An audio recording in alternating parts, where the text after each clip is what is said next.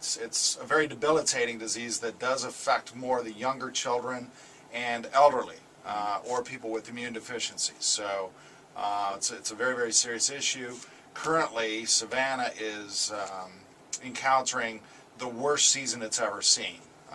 The worst prior one, and it has just begun, which is the really scary thing. In 2003, there were 67 cases where they found mosquitoes carrying the West Nile virus.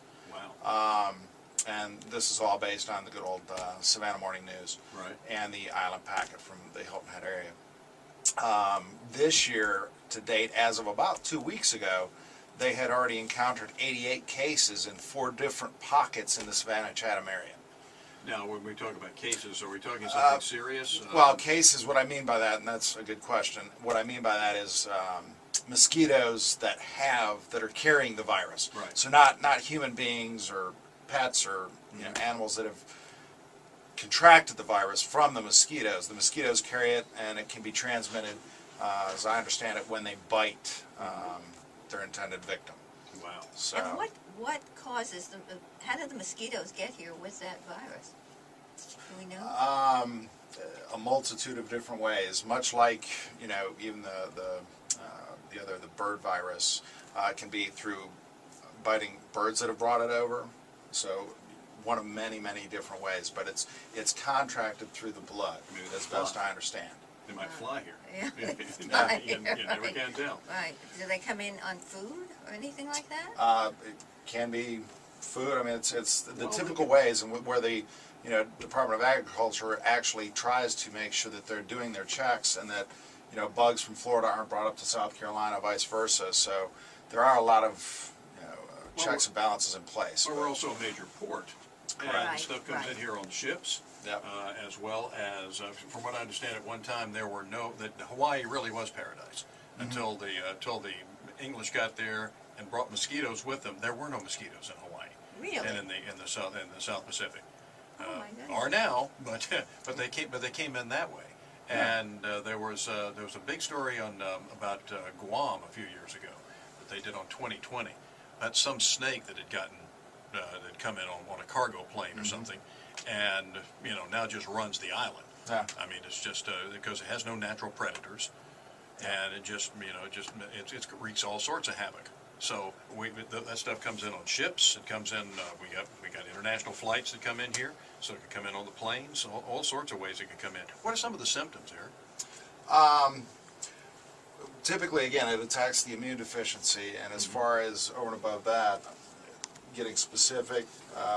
Flu-like? Feeling flu-like, fevers, chills, sweating, weakness, joint pain, and intestinal distress. So, all right, and it's about a week incubation, I understand.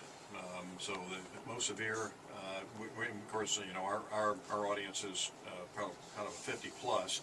So. And forward thinking. Yeah, well, yeah. But also they don't fly, so they have to be careful of things that do fly. Yeah.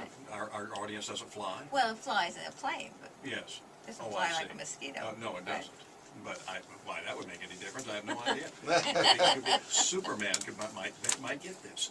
So, what is the what do you do at MosquitoNix though, Eric? What is the what's the you guys are in charge of sort of keeping some of this under control as well. yeah, we're multifaceted, but we essentially our main focus is outdoor insect misting systems. So specifically where the majority of folks that have moved down from the north or really come in from anywhere, being that we live in such an area where there is so much standing water, marshes, swamps, etc., this is a perfect incubation zone for mosquitoes, the gnats, the no-see-ums, the fleas, the ticks, so everything from West Nile to Lyme disease to you name it.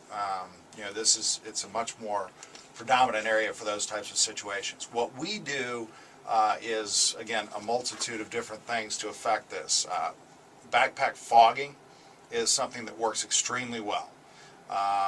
That's where we have a backpack fogger, just like a blower, but it actually incorporates an insecticide in with water that mists or fogs coming out of the blower. So it puts it right into the air, and then we fog the entire perimeter of the area that we're trying to protect. How often do you have to do that? That, and excellent question, it is a couple, essentially it can be anywhere from every 2 to 4 weeks. And the variable is how much foot traffic is over the foliage, and we're always treating foliage areas. You know, so you typically don't have, mosquitoes aren't coming up out of dirt and things like that typically. Yeah. They're coming out of areas where the foliage are. Same with the gnats and the no-see-ums. Even though they call them sand gnats at times, they're still coming from areas with foliage. So the fogging is going to be for the perimeter and very effective, but dependent upon the rain, which obviously we haven't had much of that this year. Yeah. So, but your sprinkler system and then just foot traffic, it's going to be anywhere from 3 to 4 weeks. So typically if you're doing it monthly, you're going to see it start, you know, more mosquitoes will come into the yard every 2 to 3 weeks. By the time you get to 4, you're going to be pretty much back to infested. So you do like private, you know, residential areas, commercial areas, as opposed to, we have mosquito control, which, you know, flies around in the helicopter and sprays. Right, and you know, there's a common misnomer with like the trucks that go down your street or down the sidewalk. Those really, it's almost more political shot than anything else where, okay, they're doing something for us. Yeah. But it really does not go very far to the left or the right of where the actual solution is being sprayed or fogged. With a backpack fogger, for instance, we can't just go down the driveway and blow the left side and the right side. We actually have to go out and do the entire perimeter, walking around, you know, going through the entire area, and what you're doing is creating a larger perimeter than the actual area that you're trying to protect the consumer or the business, Sure. customer, etc. This mosquito control, the trucks, it looks like they're doing such an amazing job because it's so, you can't even breathe when they come. But you're saying really they're not getting to everything. Well, they're getting the area that they're at. That's really the biggest component to it is the area 2 they to are, 4 and then a weeks. little bit of a perimeter. Right, but for 2 to 4 weeks, maybe. And that honestly, we don't really provide that kind of service because my understanding is it really isn't as effective because